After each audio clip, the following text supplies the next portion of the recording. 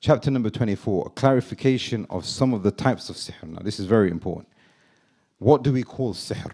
And what sihr takes a person outside the fold of Islam? So now here, very important, going back to that previous point. These people, Allah subhanahu wa ta'ala knows best, have got that objective. And it's well known that they want to go back and excavate that sihr. Chapter number 24. Is all types of sihr which takes a person outside the fold of Islam? The Shaykh has made it clear from these ayat and these ahadith that the answer is no. Some sihr is major sin because it involves trickery and illusions and dhulm. The sihr that we are talking about, which is a major sin, لكن الشياطين كفروا, is the sihr which involves the shayateen. In order for a person to become a sahir, he has to worship the shayateen.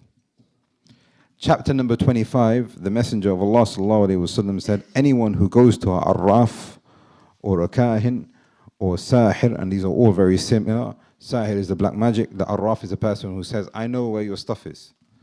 And the kahin who says, I know what's going to happen in the future. Anyone who goes to such a person and he believes in him, he has disobeyed the Messenger of Allah sallallahu alaihi wasallam. In another hadith, فَقَدْ كَفَرَ بِمَا أُنزِلَ عَلَى مُحَمَّدٍ. He has disbelieved in what Muhammad sallallahu alaihi wasallam has had revealed to him. In another hadith, which I feel is known to all of us, that his salah won't be valid for 40 days. Now here the ulama have explained, if he goes to such a sahir, if he believes in him and follows him, this is major kufr, major shirk.